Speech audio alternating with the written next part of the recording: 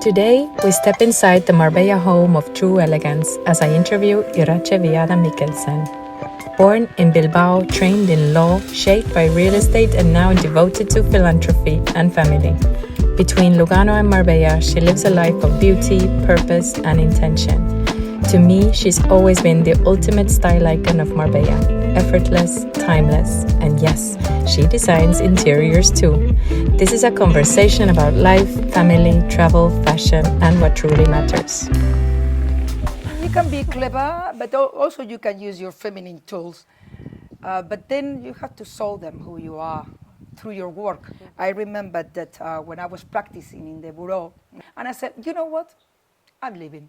And I opened my own bureau. You can dress up like in a gown, or you can be in a sport clothes the whole day. And that is that is the best thing of Marbella, that you can do whatever. I feel that Marbella has become global. You know, whatever you're thinking about a restaurant that you find all of in London is here already. Marbella is like the new Miami. But like you said, you love a challenge, and I can tell You love a challenge. What is your challenge at this point now in your life? This episode is sponsored by Wellness by Boho, a holistic sanctuary at Boho Club offering yoga, energy therapies, and next-generation treatments for mind, body, and soul. Hello, everyone. Here we are in this stunning, beautiful setting in the house of Irache. Thank you so much for having me in your home. Thank you, welcome. It's been a pleasure, and it's been difficult to catch you because you are flying all around the world. So sorry about that. It's fine because you are here, there. You are in Lugano. You are traveling. You have a lot of things going on. So I'm happy to catch you in this beautiful setting in Marbella. This is the prime time of the year. The perfect weather. It couldn't be more perfect, to be honest. Happy to be here with you. Yeah, so nice to see you again, and. I would just like to ask, like, when people ask you now, what do you do? Who is Irache? What do you tell them? How do you introduce yourself? Well, my life changed a lot when I got married and I moved to Switzerland, or more than 8 years ago now. And as you know, I was living in Marbella. Yes. I was having my business here, my office is here, all this stuff. And I needed to take the decision what to do with the business. And at the beginning, I tried to copy between Lugano and Marbella, which was very difficult. And then I received an offer to sell my business, and I went for it. And my major concern was just that they took care of the employees. And they did it, and they are. And then I moved to Switzerland, and I have been doing many things. Of course, I'm managing my patrimony and the Spanish companies of my husband and the house. But I'm more now dedicated first to my children that were still living with me in Switzerland, and then to charity, fashion, because Lugano is so close to Milano. So I'm very linked to the fashion industry now. And mainly is that. That's amazing. So. But what should we know about your early childhood, or how was your upbringing? Were you raised in a house like this, or how was your childhood? Well, no, I'm coming from a middle class family. My father was an architect. He used to work for the municipality in the north of Spain, in a little village close to Bilbao called Baracaldo. I was raised there, and I studied law. And then I wanted to become a judge. Really? And and I studied for that. But then you have to study many hours a day. And the oposiciones that we say in Spanish are quite hard. And then I realized it was not for me. I like the contact with the clients, with the people. So then I start practicing in a bureau. And then I go to my bar. And then almost immediately, I opened my own bureau as a lawyer. And I did it for 2 years in that place, Baracaldo. And then I got to know my first husband in Madrid while I was doing a special test or exam. And then we engaged, and We wanted to get married, and at the time he was living in Marbella, and this is the reason I moved to Marbella. And what did you think of Marbella back then? It must have been felt so Well, different from north it of was- Spain and yeah, Madrid. I mean, my parents were coming to Marbella when I was like 2 years old. I remember they were coming to the Don Pepe Hotel for holidays. When I moved here, I mean, I started coming to Marbella then second time, 1997. And then I moved here in 1999. Totally different. Marbella was more like seasonal. Small Was resort. booming during the summer, and especially Guadalmina Baja, that was the place that I used to live at the time. I was more August season, and the rest of the year was very, very quiet. It was just the locals and few people that residents that were living here. Some were coming from the north of Spain because of the terrorism, and they were like trying to hide themselves here in Marbella. But it was beautiful. I landed here when Jesus Gil started to clean up a little bit the city, and we had some good years despite everything that happened after. Yeah, I heard that actually he made Yeah, a yeah. good job in so many ways. Like you In said, so he many cleaned up ways, and really, made Marbella really. good in many ways. But so actually you've had an amazing career. Like you said, you've been a lawyer, you opened your own office, you were successful. Have you always like been ambitious like that since you were a child? Always. So I that- think it's ambition. Ambition is a part of your personality. It's part of who you are as a person. Yeah, I was quite ambitious in business-wise, always. I think that my father raised me that way, you know, to be quite a strong girl. And I knew, from, you know, I was quite young, and I knew I wanted to study law, for example. Yeah, which is Yeah, which strange. was very Yeah, where do you get that idea? Yeah, I don't know. I wanted to study law. I wanted to become a judge. I don't know. Maybe I wanted to get the control, you know. I don't know. And yeah, I have been always very ambitious business-wise. And even now that, you know, I'm not having employees, apart from the staff at home or whatever, I keep being ambitious with my business. Even if I buy or sell or rent or whatever I do, the way I manage my wealth is quite ambitious, at least for a girl my age, that maybe the now girls, the younger girls now are quite ambitious, but at the time, Yeah, it was I was very, gonna you know, say. it was my work was a world of men, mainly. Yes. I was going to court, and they were men in general. And I was there with my baby face, trying to... And how did you feel, or did they make you feel a little bit uncomfortable, or you were very confident yourself? I have to tell you something. As a women, we have tools. You can be clever, but also you can use your feminine tools to get things done. In the sense of, you know, you can be charming, you can smile, and then the notary is taking you first, or the lawyer is treating you nicely because... So maybe they underestimated you a little bit, and you played on that. I think that, no, I think I'm quite strong. I come across as quite a strong girl, always. But yeah, it's an, you know, you can play with game. that.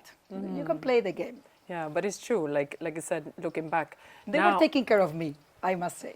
That's great, because now it's very normal for women us to be ambitious and to be successful, and that's even something that we're looking like to be the norm now. Of course. And whereas back in the day, you know, I guess, you know, it was even a bit strange when the woman was going to, even my mother didn't go to university. There was no options of that. It was normal that you stay home and you take care of the house and the kids. And now we're living in a totally different world. Yeah, I think that at the beginning I felt a little bit underestimated. You know, that they take you for granted. The baby judging face. you. But then you have to show them who you are through your work. You know, it's hard work. I felt I needed to prove myself much more than a colleague. For example, I remember, I was telling my girlfriends now, I remember that when I was practicing in the bureau, the first bureau that I was, to get my bar, and I remember that I was not receiving any salary. I was just going every day, working 8 to 10 to 12 hours some days, for nothing. And suddenly the bureau hired a guy my age, that was coming from finishing economics at the university, And then they offer him a salary from the first day. Wow. And he was practicing as well like me. And I got so angry. And I went to my boss, you know, the lawyer of the firm, the partner. And I said, well, if this guy is going to get a salary, I want a salary. I have been working here for a year. So I think I deserve a salary. And then they said, no. You need to keep practicing, and you got your bar, yeah, but of course it's easier to get you for free. And I said, you know what? I'm leaving. And that's when you I opened my own bureau. So amazing. So And this part didn't of the clients that I was managing inside that bureau, it came with me. Amazing. They came with me. They say, this is totally unfair. We're going with you. Nice. So that's the way I started, because I was like quite upset I'm about going to that. show you. Yeah. That's really good. That's amazing. And sometimes these things happen in our life, which is unfair. But if that wouldn't have happened, maybe you would have stayed another year working for or free. 1 or 2 working for free. That's crazy. But do you remember any like difficult decisions or hard decisions that you had to take when you were working in your own law firm? Did you ever have to fire people? Was there some difficult cases? And do you remember anything that stands out? As a lawyer, and when you are practicing, sometimes they are giving you roles that you don't like, and especially criminal things that you don't like, and it's your choice how to handle that. I didn't like it. I wanted to be a law specialized in corporate law or civil law. So I didn't like that. I think I had 2 cases like criminal. I said, this is not for me. Thank you, because you needed to go to the police station, and you know, that was not nice. And then when you become the boss, of course you got to take decisions, but hard decisions for others, but that are good for your company. And you got to do that. And for me, it was more hard to have to give people a part of my personality that is too strong. When you are the boss, you are a strong figure, and so many people depending on you, that as a woman, it's difficult to try to have the 2 personalities in one, you know, the strong businesswoman, and then coming home and being a wife and a sweet mommy. And so that was a difficult part. That was the difficult part. But how do you juggle that then? Is there a trick where you switch? And I don't think I did handle that well. I got divorced. So well, but now you're happily married again. I don't know, happily married, yeah. And I think that my daughter taught me to try to handle that in a better way. I realized that I needed to work less hours, to be more hours with her, to give her that attention. And I remember that from working a lot of hours a day, I said, okay, listen, I'm gonna work as hard as I can from 8 to 3 in the offices. And then I'm gonna be home with my daughter. Whatever you need, call me. But I'm gonna be home with my daughter. And that was a good decision for me and for my daughter as well. And I'm very proud of that. Yeah, because it is hard to have it all. Like it you said, the you want between to have being it all, a mommy, but how can you have it all? You need to make sacrifice in some way. I think we women, we have to do a lot of sacrifices in that sense. Still, we have to do. I guess that the young people now, boys, understand that they need to help on certain things. But back in the days, and I cannot complain because Elena's father at the time helped me a lot. Yeah, it's important. I think this is the juggle nowadays, that the roles are changing, lives are changing, times are changing. For better. I think so. If you find the balance between both, I think women are not made to just, of course, cook and clean at home. We are so much more capable of doing work, but I think it is time now. I also have small kids. I also don't feel like working 10 hours a day, because for the name of what, I'm going to miss their childhood. So I think it is important to set your priorities. Young people understand better than us what is quality of life. Exactly. Yeah. No, and I think it's a balance. I'm still learning to juggle both, but I'm definitely haven't spent any hours with my kids. Of course. But I have maybe regret spending maybe too many hours on my computer. So I think that's that's definitely, the children grow so fast. Like yours now. Yours is already in the university. That's a chapter I'm not ready for. The empty nest. Well, welcome. You will be welcome. Yeah. But if you could go back to that time when you just started your own company, or when you were young, what advice would you give to a younger self? Advice. I think that when you were young, you were very proud. So less pride, more patient, and more balance. You know, I learned a very good lesson from Cristina Sekeli, that was one of my clients here in Marbella back in the days. And once, you know, I got into such a, not fight, but conversation, like discussion with one of my clients, like, and then Cristina looked at me and said, Irache, you only need to apologize. And I was so proud. I didn't want to apologize because my understanding was that I have not done anything to have to apologize for. And she said, he only was that. Just say it. Matter, no? Just say it. Yeah. So I said, okay, I'm sorry. I'm sorry. I'm sorry. Done. Finished. And how did you feel? Okay, no? Because nothing happened. Nothing happened. They want to listen to. They want to hear that. Fine. Yeah. I'm sorry. I tried to do my best. Didn't work. I'm sorry. Yeah, but that's sometimes it's hard. And for me, it's been hard to. For a young girl at that time that wants to prove that it's tough and hard and whatever, it was tough. But now, listen. Now it's like. We say in Spanish, por la paz, una Ave María. Yeah. For peace, we pray. You know, I mean, this you have to do in marriage as well. Yeah. Let's be honest. 100%. We are not always right. They are not always right. Sometimes, you know, you have to say sorry just to keep the peace of the house, you know. I remember one woman said the best marriage advice is that you're deaf in one ear and blind in one eye. Absolutely. So it's like, okay, just didn't see that, I didn't hear that, you're right. Whatever is coming in here is getting out there. I think it's the best advice, honestly, because it's not about proving who is right in business or in friendship.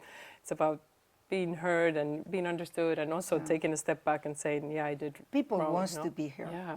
That's sometimes we talk a lot. Especially me, I talk a lot. And I think that the best advice is listen. Listen to the client, because he's actually telling what he wants. Talk less and listen more, definitely. But what made you were having this successful company, property and property management, and so you had to walk away from it because you got married. Yeah. You sold the company, like you said, but of course, like you said, you haven't stopped doing things. Now you are into philanthropy and charity. Yeah. Tell me, what made you go into that, and what is close to your heart? Well, which most charities? of my businesses are here in Marbella. I buy or sell or rent my properties or manage companies, Spanish companies. But I'm in Lugano, and in Lugano I don't work.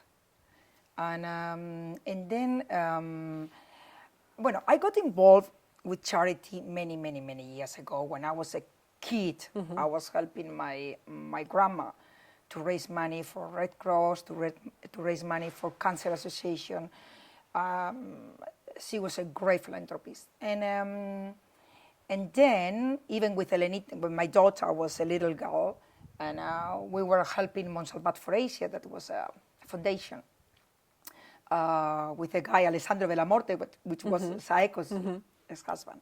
And so we helped them a lot, and Elenita even did a project for the school based on that. And so I was playing a little bit with all that. And Teodora, Fundación Teodora, for the kids in the hospitals and so on. So I was trying to raise money for them with the kids' parties at home, for example. And then I got in Lugano, and I became a member of the American School Association, where my daughter and my stepson were assisting. And so the Tassis Foundation, to raise money to keep building in the school and so on. And then to Associazione Elisa, because one of my best friends in Lugano is Anna Mantecazza, and they have this association, Elisa, that is helping women in need in Switzerland, because I think that people by mistake think that Switzerland, everybody is wealthy and there is no people in need and so on and so on, which is totally wrong. And I wanted to help local people in Ticino, which is my canton. And this association helps women with kids that are ill and they need help, or women that at the time were single and were pregnant. And it's very traditional society. And so Casa Santa Elisabetta is taking these women and hosting them till they are giving birth and even after.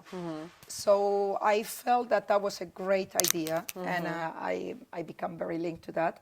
And every year we host in a gala to raise funds for that, and we're quite successful now. I mean, the association has been there for more than 26 years.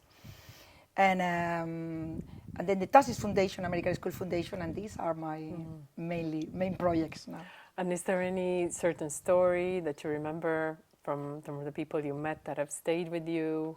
Because you must meet and hear stories about these people, or... Well, I went to visit Casa Santa Elisabetta, and you feel very happy for them, because they are quite happy, because it's like a home for them, and even they can be there with little kids. And yeah, but I remember that once another mommy from the school approached me and said if I could try to help a mom that was having an ill kid, and this kid needed a lot of treatments, and also they needed a special ambulance to take him to the hospital for the treatment every day, and back and forth, and the mommy was working and nobody could help. And then I say, okay, let me check.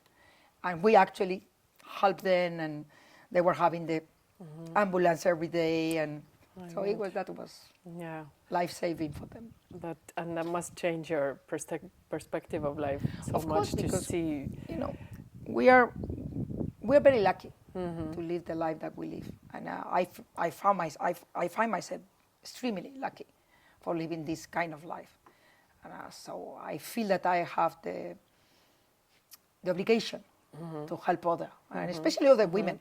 Yeah. You know, because Totally. But even me, I don't maybe have financially so much to give back, but I also try to teach my kids, for example, that we take the toys we don't want, we take them to the butterfly shop in San Pedro, where they can sell them and make money, and then we always buy something from there, just to also teach a little bit giving back. But I said also, because not everyone has toys. it's a way of helping. And we do what we can, you know, at least also to raise this mentality that, you know, also my kids, they haven't seen maybe the poverty so much, so it's I think it's very important to teach your kids, and your kids have probably seen that so much from living with you. Indeed, and here in Marbella there is a lot of foundation as well, and we do a lot of galas to raise money. I mean, I have been helping the Cancer Association because the president was my friend Micah, or during the COVID, Collective Calling was doing a great work here, and I was working from home trying to help them as well. But how do you balance, like, let's say, teaching your kids also, you're giving them so many opportunities and they're very privileged, but also teach them resilience and teach them the lessons. I think it's my example. Life. They absorb the example. They see you doing and they are going to do immediately. They cannot be selfish if you are not selfish. You know, they can, when they are probably when they are very young, they can be selfish. But then at the end, that is the upbringing, is the education that you are giving, the principles, the values that they are. They will follow you by example. I'm 100% sure of that. That you just don't preach, but you also do. So yeah. That's the part. And is there any lessons that you remember that your parents have taught you that have stayed with you, that you Well, my father brought me to be strong. You can all was the sentence. You can all, and never give up. Never give up. So I don't give up. Totally. Give me a challenge, you will see. I mean, I don't give up. I go till the end. Totally. Doesn't matter how tough and how long it's going to take me. But if I had to go to war, I'd definitely call you. You will go and win the war. You're definitely very determined. Don't give up. Don't give up. That is the key. And this is what you teach your children. I try to teach Elena. I understand that it's also can be also part of your personality, but I have been trying to raise her on that. Listen, don't give up, never give up. I mean, you're gonna have thousands of no's, but you be patient, stay there, and keep trying and trying and trying, because at the end you will get a yes, no matter when. That's true, because persistency and determination is something that no one can take away from you. And resilience as well. And resilience. But when you have all those no's. Yeah, totally. But that's my concern also. How do I teach that to my children? But hopefully they will learn by example. They will. They will. So, but like you said, you love a challenge, and I can tell you love a challenge. What is your challenge at this point now in your life? Okay, my challenge. My challenge is several ones. Personal way is to try to give a space to my own daughter. My daughter is a single child. It's very attached to me, and living in London now, and I am trying to give her that space for her to blossom by herself. I'm quite a strong mommy, and as a figure, it must be difficult to overcome me. And I am very aware of that, and I'm trying to give her that space, to be very supportive, understanding, but to give her the space. So I put a break on myself for that. I will be living there with her. I will be, but you cannot do that. And then business-wise, I love buying a property, refurbishing, deco. I love deco now. So I'm into that. I bought a property this summer, then I deco, I do and I love that. And then I have to be everything finished, done. Another one. Let's move on. And I love that. Are you working on anything secret? Or no? No secret. No secret. I'm having properties in Spain and I'm investing. And how do you see Marbella as an investment opportunity right now with the market? Well, I think that Marbella still has great opportunities to invest. You know, when people say, "No, the market is so high now," that's the never is too high. It's like Dubai. Never is too high. The best time to buy was yesterday. And you still get nice opportunities in Marbella. I mean, if you look for them, you will find them. And then, of course, I mean, the mortgages, the cost of a mortgage is getting down. The price of the rentals are getting up. So it's a good moment to invest in properties in Marbella. And then it's about the owner to decide if he's going to give a discount or not, or he's going to lower the price or not. I mean, so you always find opportunities. Marbella is, maybe because I know the market, then for me is the easiest way to have a business. It's just, I don't live here, but I invest in my country, in Spain. And I know you split your time between Lugano and Marbella, but how would you compare the two places? Well, most of my time I'm in Lugano, and then a little bit Marbella, maybe during the summer, Easter, and then London because Elena is there. Totally different. Yeah. Totally different. Marbella is easygoing. My friends that are here now, spending some days, came from Lugano. What should we wear? Which outfit? Whatever. Because Marbella allows you to do whatever you want. You can dress up like in a gown, or you can be in a sport clothes the whole day. And that is that is the best thing of Marbella, that you can do whatever. Lugano is a very, very traditional society. Switzerland is very traditional, and Lugano is, you can feel the wave of the traditions there. You don't know, absolutely. So totally different. So it's nice to get a mix of both then. Come here. It's very, Lugano is very quiet, very quiet. I mean, everything is closing at 6. And you walk. Most of the time you don't need a car because I live by the lake, the city center. Instead here in Marbella, you know that you need a car for everything. Because Marbella is quite big. Totally different. So it's funny to be a little bit in Marbella, but most of the time Lugano is my retreat. And then for sure Milano is booming. I love Milano. It's very hectic, everything, you know, and energetic. And then London, of course, to visit Elena. And though London is becoming a little bit dangerous, we were commenting before. Yeah, I mean, there's pros and cons in every place. Yeah. But like you said, I think it's best also, even if you live in Marbella full time, the best thing is to get away a little bit. Because like you said, then you get a bite of something else, of a small town or a busy town, and then you come back and then you appreciate This the is what good happened to me things. too with Lugano. Yeah. I love living there, but once in a while I escape. Yeah. We came to Marbella or we came to London. I think it's That's nice. you need to get that breather, you know, to leave, and then you appreciate it and miss it, and Absolutely. and yeah, Absolutely. I every time I leave Marbella and I come back and I'm like, it is so nice here. And also people like you were asking me, what do you think, you're gonna stay here? I think so, because I don't know where is better. I wouldn't mind also maybe splitting my time later on, maybe with other places or even a little bit in Estonia, but I just don't know where is better to live, especially with small kids, you know. With the small kids, it's the yeah, paradise. It's to paradise. to take you know, this beautiful climate, this October, and they can swim and go to the beach. I mean, this is quality of Today life. was 27 degrees. Yeah, it's Plenty of sun. boiling actually. I'm dressed quite wintry, but it's super hot. So, yeah, I mean, I'm in love in Marbella. I still am after all these years. I get it. I raised my daughter here. There is no best place to raise your kids. Honestly, I love it. And as you said, even though maybe some areas of Marbella are getting a bit saturated, we are such a long coast, and we have so many beautiful little villages and towns, and Malaga and Sotogrande and Tarifa, and so I feel like if you're getting a bit fed up of Marbella, you can just move a little bit. The perfect this way. combination of everything. Yeah.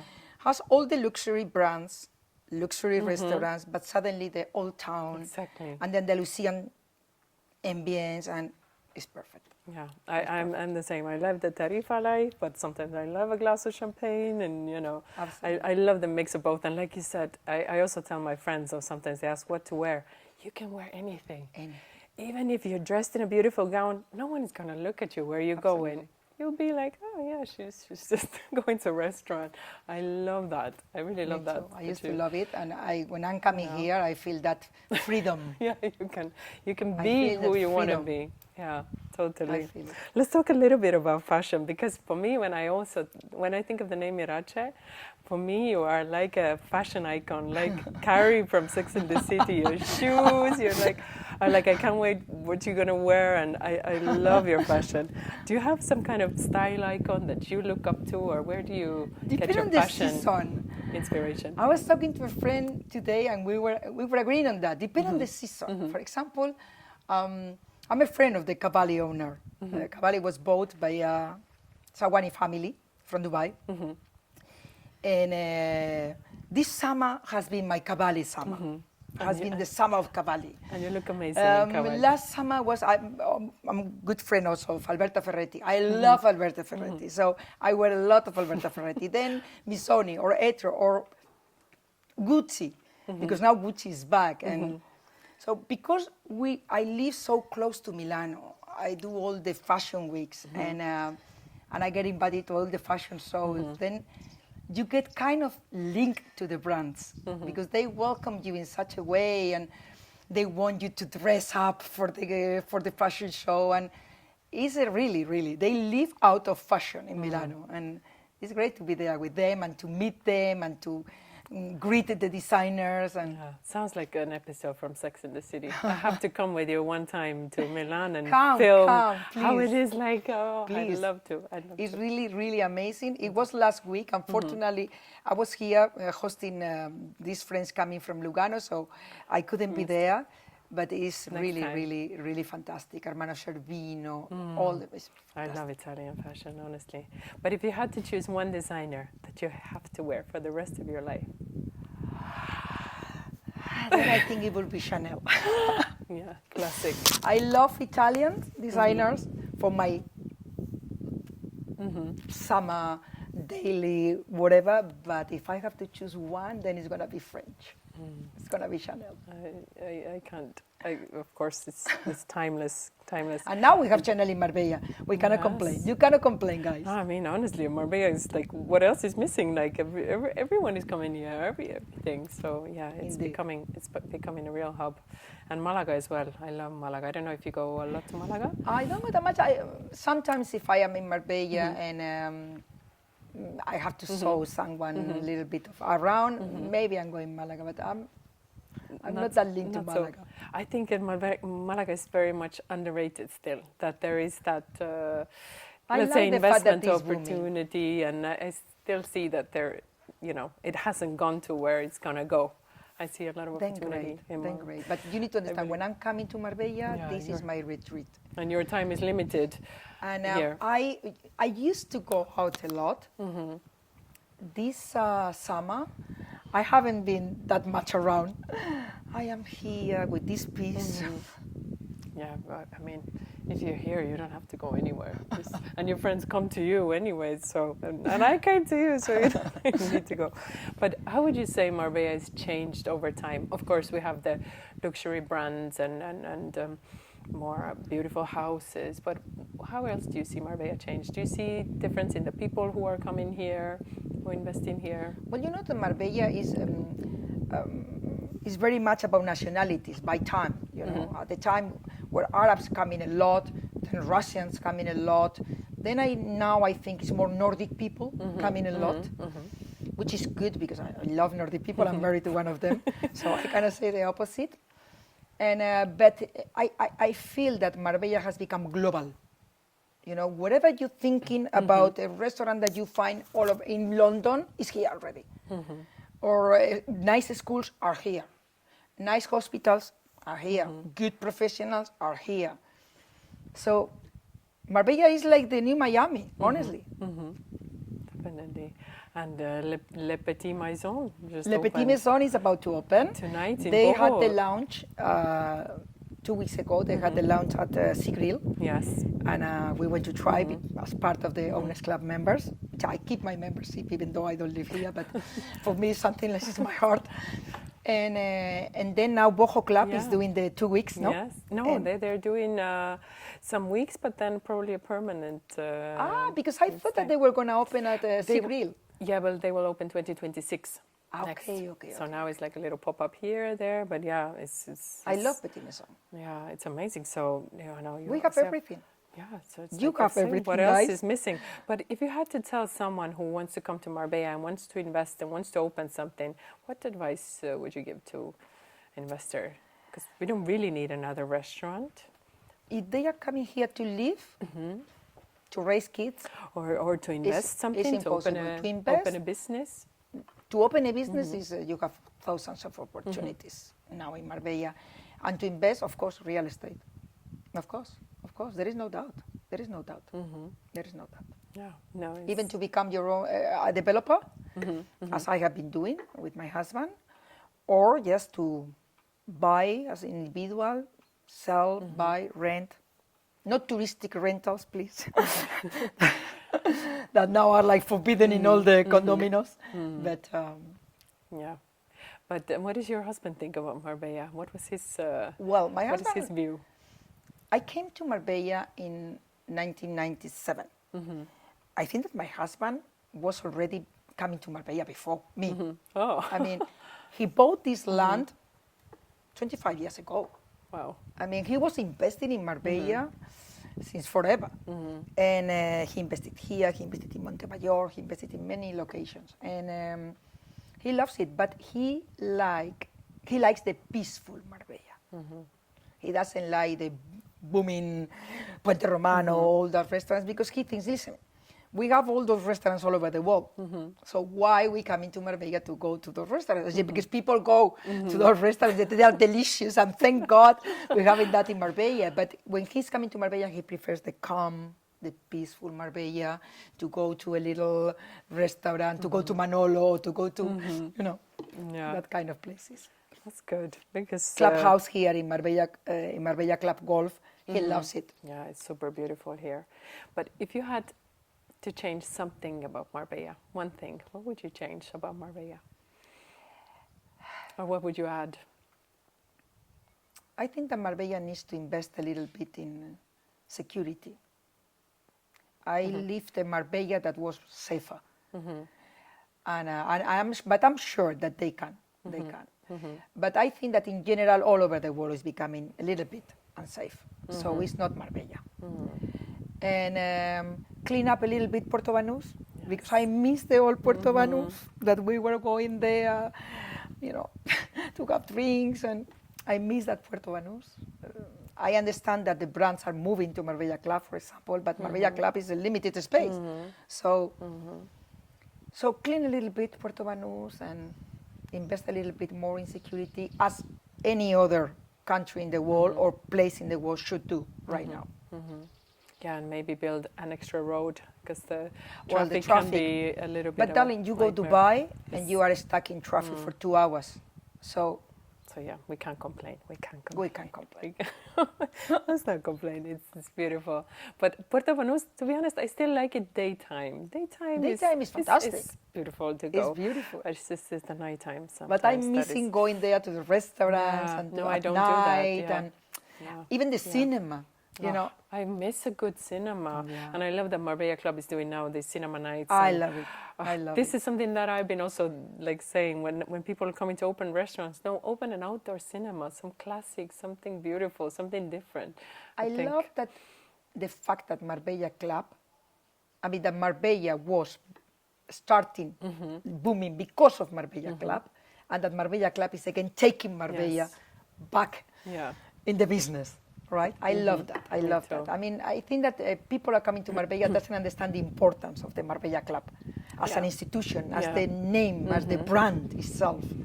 And I am very proud to live in Marbella Club, in the country, in the Golf and Country Club, for example, because I know the story. I know why they did it. I was riding my horses here before I was even living here. For me, it's such a special place, and it is Marbella.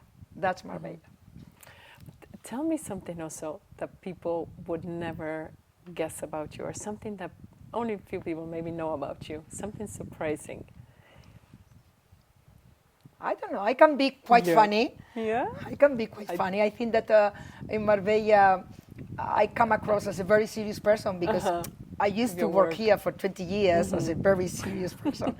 But I can be quite funny. No, for me, you are like a fashion, like a Sex and the City icon. Totally you are. You could easily take Carrie's place and write and I wish. And just like that, you live in Lugano, and just like that, you are exactly. We need to put the music behind now, honestly. But how do you see Marbella's future in the 10, 15 years, and your own future? Do you see yourself coming back here, or do you see maybe changing to another location, maybe Dubai, or where do you see yourself? I go to Dubai every year. I have plenty of friends there who I adore, but all of them come into Marbella during summer. So you can't leave. So I don't think I would be able to live permanently in Dubai, in a country like Dubai, with that extreme temperatures, and the culture also, it would be heavy on my shoulders, I think, as the woman I am. And Spain, well, now that we have the extension with the wealthy tax, maybe, but my husband has been living in England for many years, then back to Copenhagen, then now in Switzerland. And I think that his idea is to be back.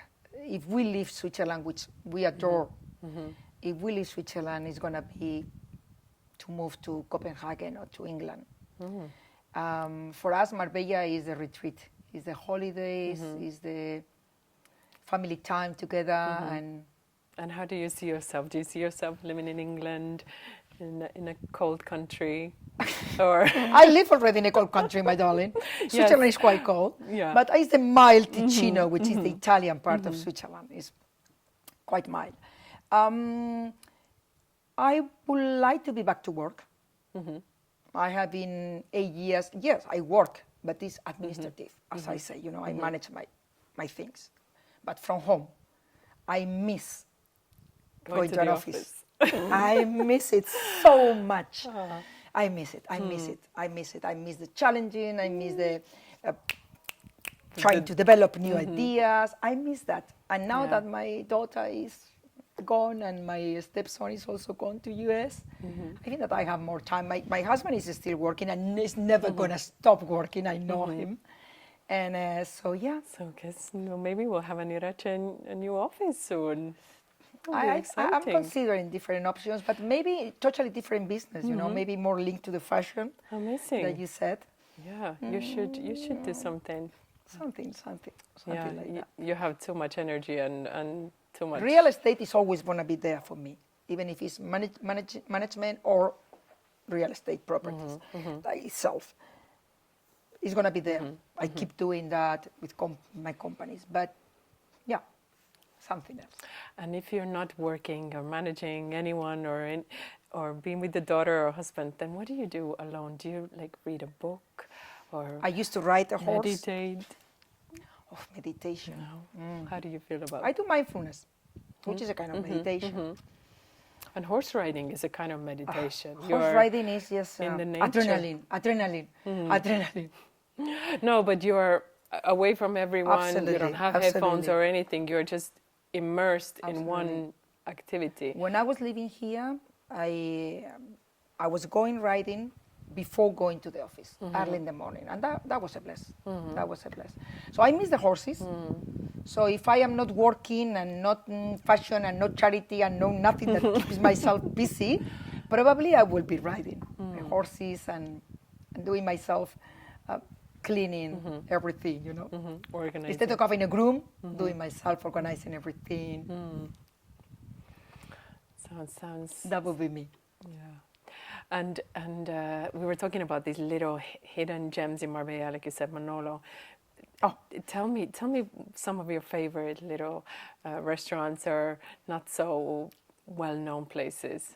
Just a few, and I always link more favorite places of the guests in my blog, so people have to go and check because I always get amazing recommendations. We have so many stunning and like you said, these hidden gems in Marbella. okay. I love the Casa Club of Marbella Club, which is here, but that is that they don't open at night. They only open for lunch. Then, of course, I love Manolo. I mean, Manolo is my place during the winter. I mean, there is no better turbot in the world than in Casa Manolo. And then I love La Virginia, for example. Yeah, I think. La Virginia, people think that it's just an urbanization there, like a village, whatever. But there is a fantastic restaurant inside La Virginia. Yeah. And then, I'm sorry, this is not a hidden place. I love Marbella Club. I love the piano bar. I love the grill. Give me that. El patio. El patio. Everything. Everything they do in Marbella Club, they just don't. They get it right every It's time. impossible. It's impossible to get fed up of that. And tell me one person who doesn't love that place. I think also It's all the guests that come to my house, I also say we have to go at least have a drink, and you have to see Absolutely. how beautiful And it then is. not to talk about Danny, our Danny Garcia. I mean, all the places that he opens are amazing. I love Tragabuches. I love everywhere. I cannot even get a table at Leña myself. It's ridiculous. Yeah, I'm happy he's been He's doing. a great guy. I'm so Yeah. happy for him. So Yeah. happy for him. Yeah. We need to support our locals. But Totally. he doesn't need support from the locals because he is having such a No, crew. and I think he opened in LA. No, just Everywhere. now. So he's Very, just, very, very proud. Hopefully, he will not take the restaurants away from here because he's getting No, busier no, no. worldwide. I don't think that he will ever do that. Yeah, I hope not. This is his roots. So, if we talk about what could be Irache's legacy, what is something that you want to be remembered as, or what do you want to leave behind? I want to leave behind people remembering me because of my principles and my values. I think I'm a very honest woman. In my business, I was very straight and very honest. And as a person, I want people to remember that I give more than I take, which I think is important in life. And for my daughter, that I was a good mommy. Yeah, that's the dream that we all have as moms, to be the best mom Absolutely. we can be. Yeah, I become emotional. it's nice. Yeah, but this is something that we struggle Oh, inside so much. Am I doing too Doing much, doing too little? Am I, like you Absolutely. said, it's a challenge. absolutely. But yeah, it's the best work we can ever do. But nobody knows how to be the perfect mommy or daddy. No one can There is no tell book. you. There is no book. That's why it's the hardest and the best lesson to have kids. Absolutely. You know? Yeah. Absolutely. And is there anything else you want to talk about or share, or any final words? Not really. I want you to keep doing your Thank best. you. Because I know you do your best. I'm very happy to see you again. I try. Yeah, it's been so I'm very nice. happy to be in Marbella, even for a few days. I'm back, and unfortunately this year, Christmas is not going to be here, but I will be back. Good. I can't wait to catch you. And next time you have an... You have to come to Milano and to Lugano. I promise I will come to Milano to one of these amazing fashion events. And I Okay, will we will organize that. We'll record something super fun. And Good, show you. good. It's a deal. Okay, Thank you so amazing. much. Thank you. Thank you. Let's cheers to Marbella and to you. Cheers. Episode is brought to you by Sandon, a family-run furniture company with a brand new flagship store in Forum Marbella.